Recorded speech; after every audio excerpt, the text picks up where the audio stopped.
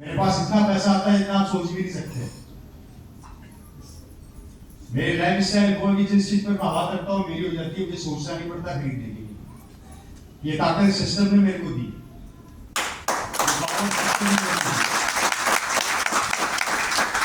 किसी की शर्तों पर मैं अपनी जिंदगी नहीं जीता, मैं अपनी शर्तों पर अपनी जिंदगी जीता। क्या बात है। अकेले ही चला था राह मंजिल पर, लोग जुड़ते गए और कारवां बनता गया। पर चला तो था, नहीं चलता तो या तो इस बिजनेस में आना मत, और अगर आ गए तो रुकना मत। या तो आना मत, मैं खुद बोलता हूँ, या तो आना मत, जरूरत नहीं है हमारे को।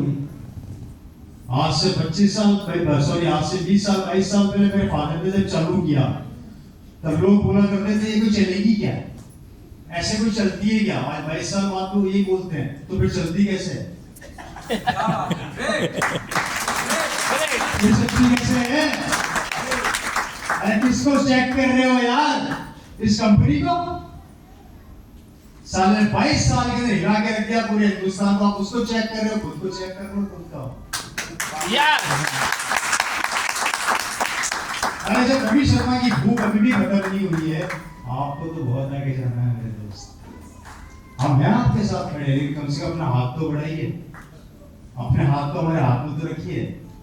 हाथ भी आता तो कांपता हुआ आता है कि रखूं ना रखूं। कहीं सर ने बोल दिया डायमंड क्लब करना पड़ेगा तो ये तो दशरथ मान जी ने पहाड़ खोदा, उससे भी खतरनाक काम है ना। उससे तो 22 साल में पहाड़ ही खोद दिया। मैं डायमंड क्लब करूंगा तो बुखार आ जाएगी, बीपी चेक कराने जाते हैं डॉक्टर के पास, जल्दी चेक कर, मरने वाला हूं जिंदा। ये थॉट अपने दिमाग से निकाल दो। राइट सर, अगर अपने बच्चे को इस बेरोजगारी की जिंदगी से बचाना चाहते हो तो निर्णय ले लेना आज। देखो आपको भगवान भी मौका, क्योंकि दुनिया में दो चीजें कभी नहीं रुकी, पहला समय और दूसरा आरसीएम। नहीं रुका है, नहीं रुकेगा, आगे बढ़े। अब तीसरी कैटेगरी कौन सी है? तीसरी कैटेगरी है दोस्तों हमारे समाज की, जिसे बोला जाता है ड्रीमर, जो होते हैं पागल सपनों के पीछे, ख्वाबों के पीछे। ये वो लोग होते हैं जब तक इनके सपने पूरे ना हो जाए ये चैन से सोते हैं न सोने देते हैं। ये वो लोग होते हैं जब तक अपने टारगेट को प्राप्त ना कर ले अगले टारगेट की तैयारी चालू कर देते हैं। ये वो लोग होते हैं जब तक जिंदगी कुछ पा न ले इनको नींद नहीं आती। ये कभी टीवी नहीं देखते, ये अपने सपनों को देखते हैं। इनके कमरे के अंदर आपको टीवी नहीं मिलेगा, सपने की एक दीवार मिलेगी जिसमें के ड्रीम लिखे होते हैं। और ये जितने आगे बैठे हैं ये सब वो पागल हैं जो ड्रीमर हैं। एक जमाने में इनमें से कोई किसान था तो कोई नौकरी करने वाला था तो कोई क्या था तो कोई क्या था, लेकिन आज इन्होंने इस बिजनेस में आके अपने आप को साबित किया कि अगर मैं कर सकता हूं तो तू भी कर सकता है। ड्रीमर्स बने। मेरे फादर पहली कैटेगरी में थे, सरकारी नौकर, वहां से निकल के सीधी थर्ड कैटेगरी में आए। कहते हैं कि स्टोरी मोटिवेट करती है इंसान को। मैं अपनी छोटी सी कहानी आप लोगों के बीच में रखना चाहता हूँ। मेरे परिवार की वो कहानी जिसने जिंदगी को देखा और इस जिंदगी को देख के एक चीज समझ में आ गई कि अगर आगे बढ़ना है तो व्यवसाय करना पड़ेगा। क्या करना पड़ेगा? व्यवसाय, बिजनेस करना पड़ेगा। और बिजनेस भी ऐसा करना पड़ेगा जिसमें 0 रुपया लगता हो। क्या लगता हो? मैं थोड़ी भी तबीयत ठीक नहीं है, माफी चाहूंगा, तो तबीयत ठीक नहीं है मेरी, इसलिए थोड़ा सा बैठ गया। 2 मिनट के लिए प्रॉब्लम तो नहीं है? नो। अभी वापस करवा दूंगा। राइट, मेरे फादर इस कैटेगरी में हुआ करते थे, सरकारी नौकर थे। दोस्तों मैं बहुत गरीब परिवार से रहा। आप लोगों को बता दो, आपको मेरी स्टोरी सुन के आपको शायद अजीब लगेगा। मैं उस परिवार से निकल कर आया हूं जहां पर हमारे पास कुछ भी नहीं था। मेरे दादाजी बोलते हैं, क्या बोलते हैं पिताजी के? मेरे दादाजी 10 बाय 10 के कमरे में रहा करते थे किराए पे। किस कमरे में? नहीं यार बैठे थे। 10 बाय 10 के कमरे में किराए पे रहा करते थे। आजकल लोगों के बाथरूम का साइज होता है, राइट सर? दिख रहा नहीं दिख रहा पीछे तक? यस। ये कमरे का साइज हुआ करता था। हमारा परिवार 7 जनों का था। मेरे दादा दादी, मेरे पिताजी और उनके भाई बहन, टोटल 7 पीपल्स। घर के हालात ये थे, मेरे दादाजी उस समय मजदूर थे। क्या थे? मजदूर थे, और मजदूरी करके अपने परिवार का पेट पाला करते थे। कभी कभी तो ऐसा दौर आता था कि घर का खर्चा चलाने के लिए पैसा नहीं होता था, तो मेरे पिताजी छोटी सी उम्र के अंदर अपने भाई बहनों के साथ पेट पे कपड़ा बांध के सोया करते थे, जिससे भूख ना लगे, गीला कपड़ा करके। घर में गैस नहीं हुआ करती थी, चूल्हा हुआ करता था, और चूल्हे को जलाने के लिए भी लकड़ी नहीं होती थी। जो गाय गोबर जानते हैं, गाय का वेस्ट जो होता है, उस गोबर को सड़क के ऊपर से मेरे पिताजी इकट्ठा करके लाते थे और घर पे लाके उसको सुखाते थे, और सुखाने के 2 दिन बाद उस गोबर से मेरे घर का चूल्हा जलता था। हमारे पास कुछ भी नहीं था, न खेत थे, न खलियान थे, न जमीन थी, न जायदाद थी। मेरे पिताजी अक्सर ये बोला, दादाजी ये बोला करते थे मेरे पिताजी को कि तू तेरी जिंदगी जाने, तेरी पढ़ाई जाने, तू तो जो करना है कर। और आप लोगों को बता दूं, इतनी सी उम्र के अंदर जो बच्चा बैठा हुआ है, इसको मैंने भी खड़ा किया था, मेरे फादर इतनी सी उम्र के अंदर कचौरी बेचा करते थे, कचौरी की दुकान पर जाके, जिससे कि 2 पैसा कमा के लाए, और उस पैसे से मेरे घर के अंदर 2 वक्त की रोटी है। वो दौर मेरे परिवार ने देखा। सरकारी स्कूल में उन्होंने पढ़ाई करी। कौन सी स्कूल में? सरकारी स्कूल के अंदर। उसके अंदर भी एक पैंट हुआ करती थी उस समय, खाकी कलर की पैंट चला करती थी, जैसे पुलिस की भर्ती होती है, और व्हाइट रंग का, और उसको भी क्या फटा हुआ कपड़ा था, तो अलग कलर के धागे से सिला हुआ था, लाल कलर, काला कलर, ऐसे सिल के उस एक ड्रेस को पहन के मेरे फादर स्कूल जाया करते थे। वो अक्सर मेरी मम्मी दादी से पूछा करते थे कि आज खाने के लिए कुछ घर में है, तो मेरी दादी बोलती थी आज कुछ भी नहीं खाने के लिए, तो मेरे पिताजी खाने के लिए जुगाड़ के लिए निकल जाते थे बाहर। मेला होता है, मेला जानते हैं ना? मेले के अंदर जाके मेरे पिताजी ने उस समय एक लॉटरी सिस्टम चला करता था, ऊपर खिलौने लगे रहते थे, नीचे एक चिट लगा रखी थी, उसको फाड़ते थे, उसको खोलते थे, अगर खिलौना निकल गया तो उस आदमी का हो जाता था, नहीं निकल गया तो 1 पैसा या 1.5 पैसा वो कमा के लाते थे। ऐसा वो काम किया करते थे। ऐसे मेरे पिता ने अपना बचपन निकाला, जहाँ बच्चे खिलौनों से खेलते हैं, अच्छी अच्छी गाड़ियों में खेलते हैं या कुछ रहते हैं, वहां मेरे पिताजी ने स्ट्रगल चालू कर दिया था। उन्होंने अपना कॉलेज का, अपना स्कूल कंप्लीट किया, यही काम कर करके, कचौरी बेच बेच के उन्होंने अपना स्कूल पूरा किया। और स्कूल से निकल के वो जब कॉलेज में एडमिशन लेने गए, तो कॉलेज के अंदर राजस्थान में एक जगह है अजमेर, नाम सुना होगा आप लोगों ने। अजमेर के अंदर एक कॉलेज है, डीएवी कॉलेज, पता कर लेना। उस डीएवी कॉलेज में मेरे फादर ने एडमिशन लिया। कॉलेज की भी ये हालत थी कि पहनने की एक ड्रेस थी, एक पैंट हुआ करती थी, एक शर्ट हुआ करती थी। हेलो। और कॉलेज से आने के बाद उस पैंट शर्ट को धो के सुखा देते थे, और आपके यहाँ पे मुझे नहीं पता, वो लुंगी बोलते हैं, क्या बोलते हो, वो ऐसे टाइप में बांधते हैं साइड में, और बनियान, उन कपड़ों को पहन के ढाबे के ऊपर फिर लोगों को कचौरी पकड़ाते थे, खाना पकड़ाते थे, और रहते भी उसी ढाबे में थे। दिन में कॉलेज जाते थे, कॉलेज से आने के बाद शाम को ये काम किया करते थे। मेरे पिताजी का बचपन का दोस्त मेरे पिताजी को बोला करता था कि तू एक काम कर, ये काम मत कर, तू ढाबे पे मत रहे, तू मेरे साथ रूम में रहा कर। तो मेरे पिताजी बोला करते थे किराया नहीं है देने के लिए, तो मेरा पिताजी का बचपन का दोस्त उनको बोलता था एक काम कर, तू किराया मत दे, मेरे साथ ऐसे ही रह गया। तो मेरे पिता ने वहां रहना चालू कर दिया, पढ़ाई स्टार्ट करी। उस जमाने में 2 टैबलेट आया करती थी मार्केट में, एक नींद आने की और एक नींद नहीं आने की। मेरे पिताजी नींद नहीं आने की गोलियां खा खा के पूरी पूरी रात पढ़ाई करते थे। और जब मेरे फादर कॉलेज से निकले, तो मेरे फादर कॉलेज से निकलते राजस्थान गवर्नमेंट के अंदर जॉइंट डायरेक्टर बन गए, इक्वल टू आईएएस ऑफिसर।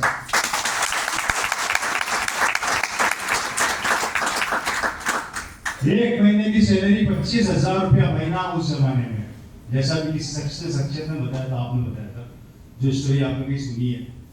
मेरे फादर की उस समय महीने में एक सैलरी थी 25,000 रुपया महीना, सरकारी गाड़ी, सरकारी ड्राइवर, गाड़ी पर लाल बत्ती, सरकारी नौकर घर में, शानदार पापा जी को मिला हुआ गवर्नमेंट का क्वार्टर बोला जाता था उसमें, क्वार्टर, अभी मुझे नहीं पता क्या बोलते हैं, क्वार्टर मिलते थे, सरकारी क्वार्टर, सरकारी क्वार्टर मिला हुआ था। फादर के ऑफिस के अंदर एसी लगा हुआ था उस जमाने में, कंप्यूटर लगा हुआ होता था, और मेरे फादर की जितनी यूनिट थी जिससे रुई से धागा बनता है, जितनी कोऑपरेटिव्स मिल थी उनको एक सेकंड में बंद कर सकते थे, खोल सकते थे, इतनी पावर थी। और 11 सेक्रेटरी थे उनके, हर एक मिल में 2 सेक्रेटरी 3 सेक्रेटरी बैठा करते थे। एक मजदूर का बेटा आज एकदम से ऑफिसर बन गया। जिंदगी 180 डिग्री कौन से गरीबी 2 चीज सिखाती है, या तो बिगड़ जाओ या बन जाओ।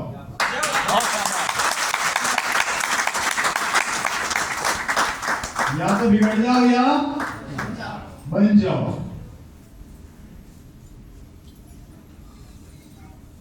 कंपनी से कौन आ रहा है?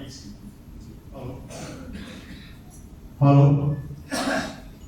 मैं मीटिंग में हूं सर, मैं थोड़ा फ्यू भी करता हूं प्लीज। हाँ जी, पिताजी सरकारी अधिकारी बन गए, सब कुछ मिल गया सर, 25,000 रुपया सैलरी, सरकारी बंगला, सरकारी गाड़ी, सरकारी नौकर, लाइफस्टाइल पूरी बदल गई। ओपी शर्मा फादर का नाम था। मेरे को आज भी याद है कि पिताजी से मिलने से पहले कार्ड अंदर जाता था, फिर आदमी जाता था, उनसे मिल नहीं सकते थे। ऑफिस जाते थे, दरवाजा खोलता था, ड्राइवर सलाम करता था खटाक, ऑफिस से दरवाजा खोलने से पहले सलाम करता था खटाक, हेलो। अगर ऐसी जिंदगी आपको मिल जाए तो कैसी लगेगी? बहुत बोली है जी सर, बहुत अच्छा लगा, शानदार, बहुत बड़ी, बहुत बढ़िया, शानदार जिंदगी, शानदार, शानदार लगी ना जिंदगी। हेलो यार, आप लोग बोलते ही ना, चला पसंद नहीं आ रहा। अब ये तो बदल नहीं सकता, तो बोल ही लो। कैसी लगेगी मैडम? बहुत शानदार लगेगी। हेलो, अरे मैं सबको शानदार लगेगी नहीं लगेगी? आप खड़ा करो। यस, मजा आ गया। क्यों लगेगी?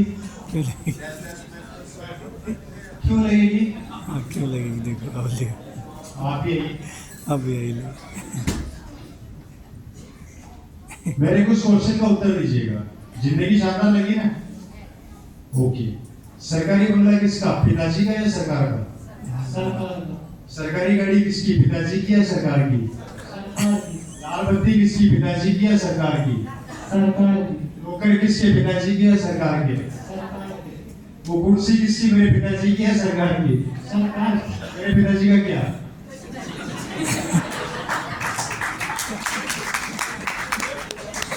मेरे पिताजी का तो फिर बढ़िया कैसे?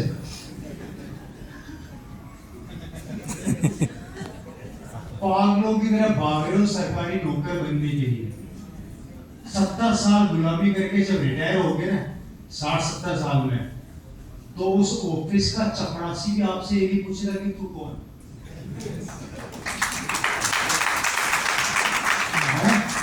सही कह रहा हूं, गलत कह रहा हूं? परफेक्ट है। उस ऑफिस से अगर एक पेन उठा के लिया हो ना, एक पेन, मेरी गारंटी वो पेन में रखवा के जाएगा कि सरकारी पेन है, ये छोड़ के जा रहा।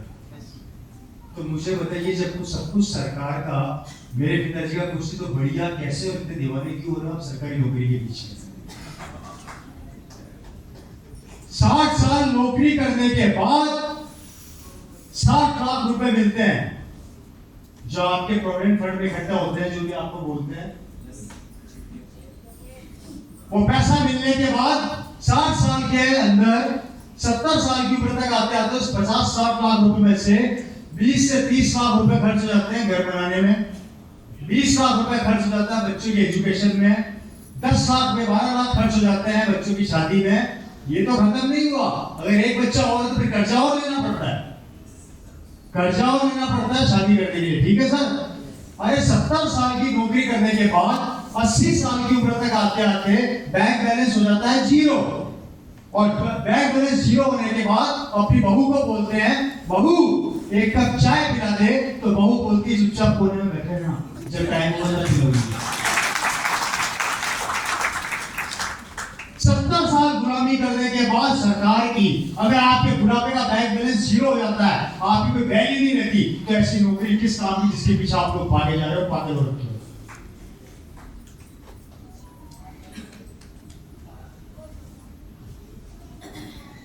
हेलो, ये बिजनेस देखिए, 18 साल से ऊपर होने के बाद अगर 100 साल के भी हो गए तो बोलेगी तेरा स्वागत है। 70 साल के बाद दुनिया का कोई आदमी काम नहीं देता और आरसी बोलती है तेरा काम चालू हुआ है। अरे मर रहे हो ना, मर रहे हो, वेंटिलेटर पे पड़े हो, डॉक्टर बोल रहा 2 घंटे में जाने वाला है, फॉर्म साइन कर देना होगी जी और मर जाना। 2 घंटे बाद भी बिजनेस लेकर जाओगे परिवार को। ये ऐसा व्यापार है जो समझ में नहीं आ रहा। सरकारी नौकरी समझ में आ रही है। कैसी लगी सरकारी नौकरी? बहुत खराब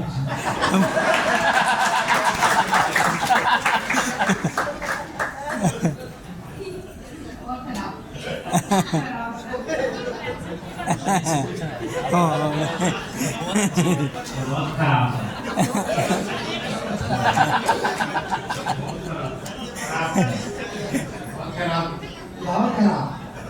ऑर्डर पे तो बड़ी अच्छी लगी थी।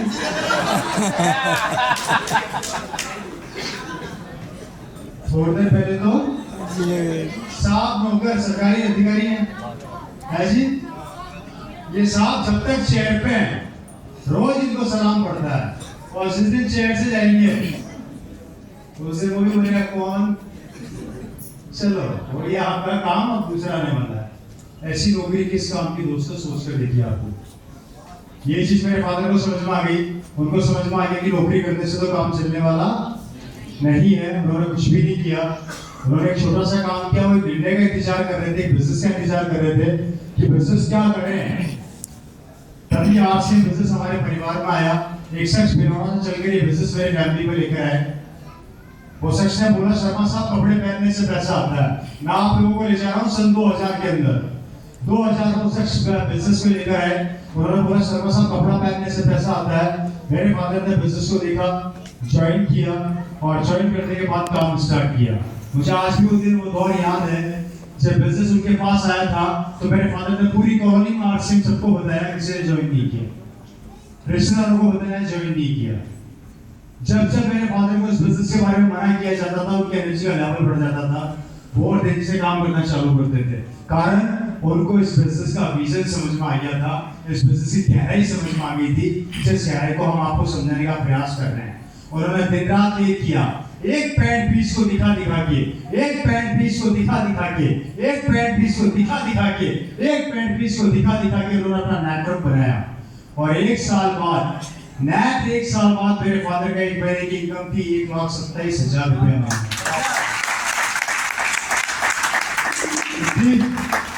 1,27,000 रुपया महीना और सरकारी नौकरी को दे रही थी 25,000 रुपया महीना। कितनी दे रही थी? 25,000 की नौकरी पाने के लिए उन्होंने 25 साल लगा दिए और आरसीएम की 1,27,000 रुपए की इनकम को पाने के लिए मात्र 1 साल लगाया। कौन सा बेहतर है? बात कर रहा हूं सन 2000 की, अभी की बात नहीं कर रहा। रुके नहीं, थके नहीं, चलते गए। कभी भी उन्होंने अपने काम में समझौता नहीं किया क्योंकि उनको पता था कि मुझे जीतना है और आगे बढ़ना है। और जो वो लोग होते हैं ना जीतना चाहते हैं, वो कभी पीछे मुड़ के नहीं देखते। आज मेरे फादर इस दुनिया में नहीं है। फरवरी 2013 में उनका देहांत हो गया हार्ट अटैक से, वो दुनिया छोड़ के चले गए। जब वो दुनिया छोड़ के गए तो मेरे पास 3 ऑप्शन थे। पहला सरकारी नौकरी, क्योंकि मेरी क्वालिफिकेशन बहुत अच्छी थी, मेरे को सरकारी नौकरी मिल रही थी। दूसरा ऑप्शन था मेरे पास क्या, मेरा खुद का डायमंड का बिजनेस, और तीसरा था आरसीएम। जब नौकरी की बात आई तो मुझे कई लोगों ने राय दी सरकारी नौकरी ये कर लेना, छोड़ना मत। कई लोगों ने मुझे रटाया कि डायमंड का बिजनेस है, डायमंड का बिजनेस कर, छोड़ना मत। और जहां आरसीएम की बात है, मुझे किसी ने राय नहीं दी। मैंने अपने सरकारी नौकरी को छोड़ा, उसको मैंने अपनी जिंदगी से क्विट किया, अपने डायमंड के बिजनेस को वाइंड अप किया, खत्म किया उसको भी मैंने, और फुल टाइम आरसीएम में उतर गया। और फुल टाइम आरसीएम बिजनेस पिछले 10 साल से कर रहा हूँ। या तो मैं दिमाग से पागल हूँ या सिस्टम में बहुत ताकत है। या तो मैं दिमाग से पागल हूँ या सिस्टम में बहुत ताकत है। अगर पागल होता तो शायद ये भी नहीं कर रहा होता। लेकिन मुझे पता है इसकी पावर क्या है, क्योंकि यहाँ पर जब आप टीम बना लेते हो तो इंडिविजुअल आदमी काम नहीं करता, टीम काम करती है। और जहाँ टीम काम करती है वहाँ टैंक डेवलप होता है, और जहाँ टैंक डेवलप हो जाता है वहाँ पे इनकम भी डेवलप हो जाती है। फादर चले गए, आज मेरी जिंदगी 180 डिग्री कौन से बदल गई। मेरे पास वो सब कुछ है जिसकी कल्पना इंसान कल्पना में करता है। एक बहुत बड़ी बात बोलने जा रहा हूँ, इस आरसीएम बिजनेस ने मेरे को वो दिया जो मैंने सपनों में भी नहीं सोचा था। सपनों के ऊपर भी अगर कोई चीज होती है वो सब कुछ दे दिया। आज मेरी कॉलोनी का सबसे बड़ा बंगले मेरे पास है, सबसे बड़ी बड़ी गाड़ियां मैं मेंटेन करता हूँ। मेरी जिंदगी में पूरे इतना बदलाव आ चुका है कि मेरी प्रॉपर्टी, मेरे पास इतनी प्रॉपर्टी है जो हिंदुस्तान के बड़े बड़े शहरों में है। और सबसे बड़ी बात, मेरी किसी भी प्रॉपर्टी है, किसी भी चीज को कोई सरकारी लोन नहीं है। कल ही मेरा डिस्कस चल रहा था मैडम के साथ, जयपुर के अंदर हम साथ में आ रहे थे। लगभग 10 से 15 करोड़ रुपए लगा के मैं एक मॉल खोल रहा हूँ जयपुर में, जिसका टोटल आरसीएम के 2-3 फ्लोर अपने खुद के रहेंगे। बहुत ही हाइजीन तरीके से उसको डेवलप करने की प्लानिंग कर रहा हूँ। आज सब कुछ है मेरे पास। मेरी कॉलोनी की सबसे महंगी गाड़ियां है मेरे पास। गाड़ी नहीं है, गाड़ियां।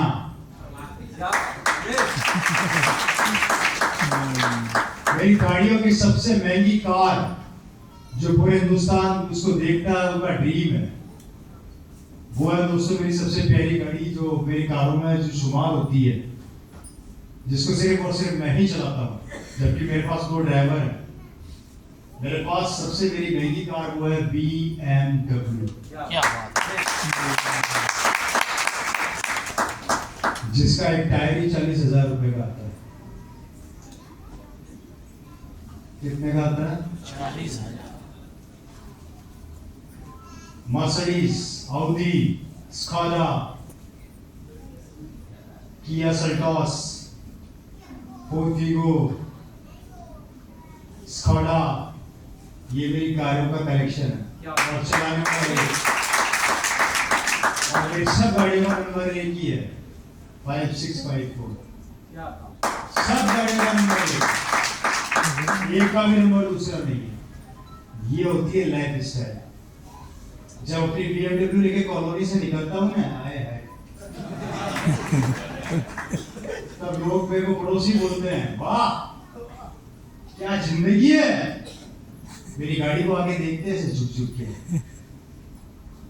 और उससे बड़ी बात, अपने बेटे को थप्पड़ भी मारते हैं साथ में। इसको देख BMW में घूम रहा है, तेरे को देख तू कहां पर है। तो बेटा पता थप्पड़ खाने के बाद क्या बोलता है, आज से 22 साल पहले इसके पापा आपको आरसीएम बताने आए थे, जब आपको समझ में नहीं आया।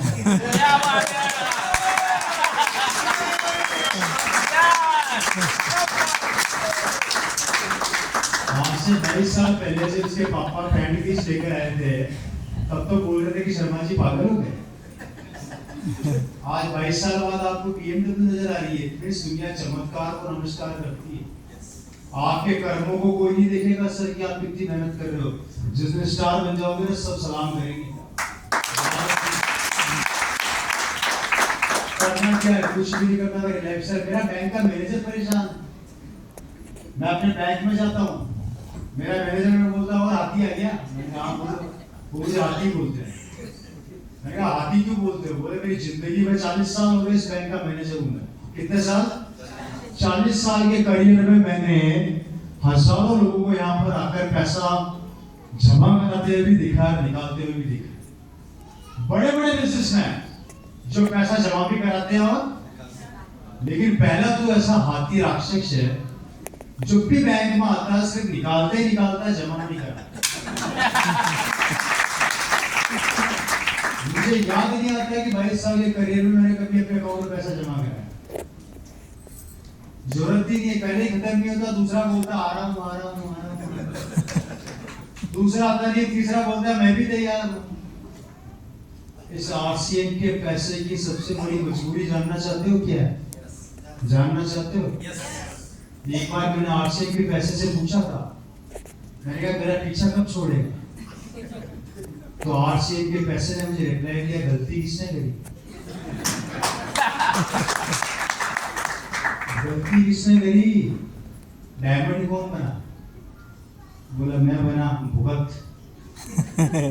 जब तक हूं तब तक आऊंगा, तेरे जाने के बाद भी आऊंगा, तेरे बच्चों को भी आऊंगा तो उनके बच्चों को भी आऊंगा, रोक सके तो रोक के बता दे।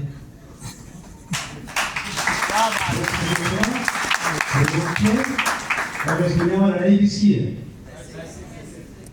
और यहाँ पर इतना आएगा कि समेटते समेटते परेशान हो जाओगे मेरे भाई। इतना पैसा आएगा, आज मैं जिस चीज पर हाथ रखता हूँ मेरी हो जाती है, सोचना नहीं पड़ता सीरियसली। आज वो कंडीशन हो गई है मेरी कि मैं आपको शब्दों में बयान नहीं कर सकता। आजकल मुझे लाख रुपए में 100 रुपया लगता है। Great sir. महीने का 6 लाख रुपया तो मात्र जीएसटी भरता हूँ।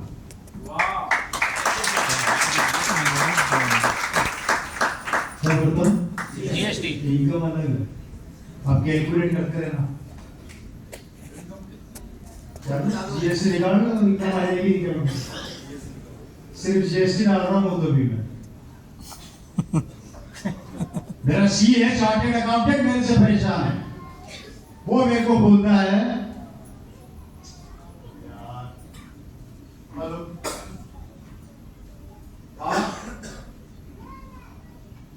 मैं मीटिंग में हूँ, please don't call me right now, okay? Hello yes.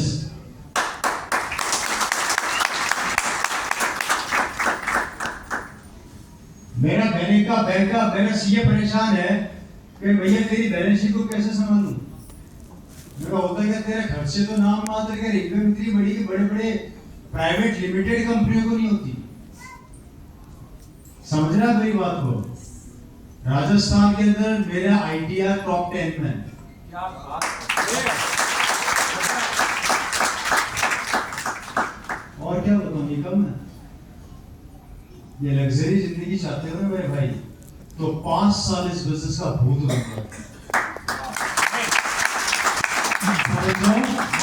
भूत देखा? भूत नहीं देखा तो बताओ कैसा होता है? मेरा जैसा होता है। भूत कैसा होता है? भूत भूत भूत राक्षस, वो मेरा जैसा होता है। न सोता है न सोने देता है। क्योंकि मैं आज भी अपनी इनकम से सेटिस्फाई नहीं हूँ। मेरा टर्नओवर कम नहीं है दोस्तों। 30 तारीख को क्लोजिंग होती है, 1 तारीख को बिजनेस चालू होता है, सुबह 7 बजे में टेक्निकल होता हूँ।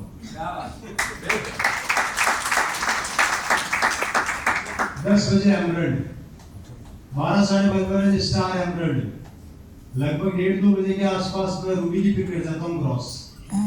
क्या बात है। शाम तक होते 7 बजे तक स्टार रूबी क्रॉस हो जाता हूँ। ये तो 1 तारीख का बिजनेस अभी 29 दिन बाकी है। कितने दिन बाकी हैं?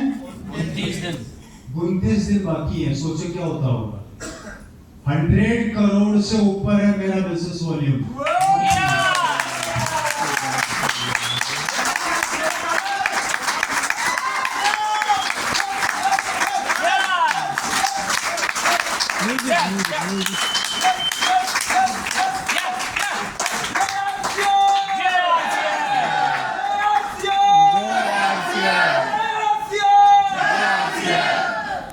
कितना ऊपर है? 100 स्ट्रक्चर बता देता हूँ, मेरा छोटा सा स्ट्रक्चर है। बोर तो नहीं हो रहे? मैंने बोला था भूत बनना है, वो भूत बन के क्या करना है वो बताऊंगा, ठीक है? मजा आ रहा है सर। यस पक्का। ये स्ट्रक्चर है रवि शर्मा, ये मेरे को ले गए। एक तरफ है डायमंड, नाम है सुरेंद्र बस्सी। दूसरी तरफ है डायमंड, नाम है मिस्टर विजेंद्र सिंह राठौड़।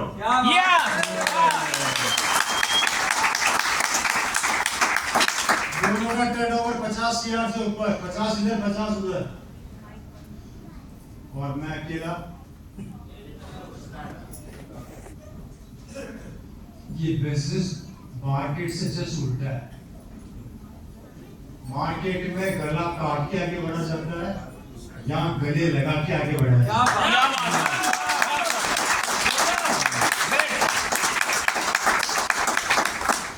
मार्केट में दुकान खोलोगे तो लोग आपकी दुकान को बर्बाद होने के लिए दुआएं करेंगे।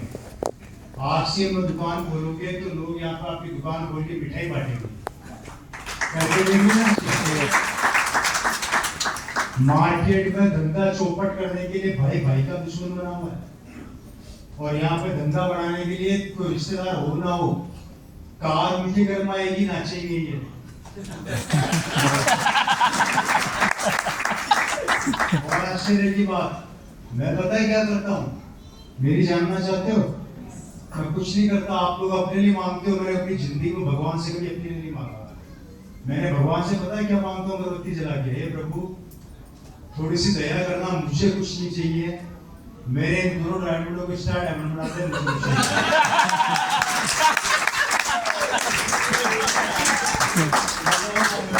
मैंने कभी भी अपने लिए नहीं मांगा। मैंने क्या मांगा कि मुझे तो कुछ मत दे, मेरे नीचे 2 डायमंड को स्टार डायमंड बनाते हैं।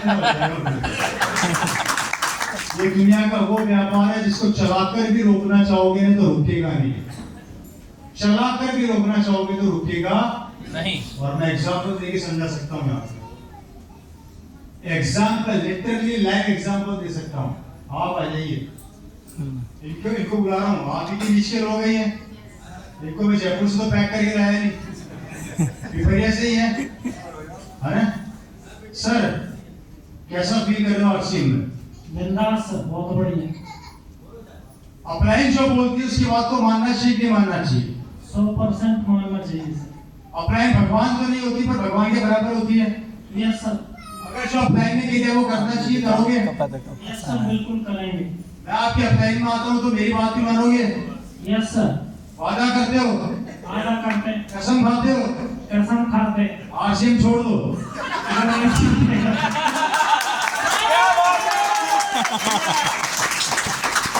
अरे छोड़ दो। नहीं सर, आरसीएम नहीं सर। माताजी कहे काय छोड़ना। चलिए इनकी छोड़िए, तो माता जी भी मेरे को मतलब उनका बस चले तो टिका देंगे मेरे आप समझ कर देखिए इस बिजनेस की ताकत को। मैं चाहकर अपनी दुकान बंद करना चाह रहा हूँ, मैं चाहकर चाह रहा हूँ कि मेरी दुकान बंद हो जाए, पर ये नहीं होने देंगे। अब ये ताकत किसके लगाएंगे? डायमंड जाने के लिए। और जब ये डायमंड जाएंगे तो मैं कहाँ जाऊंगा? वो दिन ज्यादा दूर नहीं है दोस्तों कि आने वाले समय के अंदर रवि हिंदुस्तान में नहीं रहेगा, हिंदुस्तान से बाहर रहेगा। क्या बात है! वो दिन ज्यादा दूर नहीं है जब मैं यहाँ पे किसी ट्रेन से आऊंगा या प्लेन से आऊंगा। एक दिन ऐसा भी आएगा कि मैं अपने खुद के पर्सनल हेलीकॉप्टर में यहाँ पे लैंड नहीं है, समय आने वाला है। ये ताकत है इस बिजनेस की। सोच कर देखिए, अगर मेरी बात समझ में आ रही है तो 4 काम करने हैं आपको। पहला क्या बनना है? तो भूत बनना है इस बिजनेस का। यहाँ से कसम खा के निकलो, 5 साल अपने घर को छोड़ दो। इस बिजनेस में सफलता का पहला नियम बता देता हूँ। बोल तो नहीं हो रहे? इस बिजनेस में सफलता का पहला नियम, आप जब इस बिजनेस को चालू करते हैं, जितना दूर जाके बिजनेस को स्टार्ट करोगे सफलता उतनी तेजी से आएगी, और जितना पास से इस बिजनेस को चालू करोगे सफलता उतनी दूर मिलेगी, उतनी लेट मिलेगी।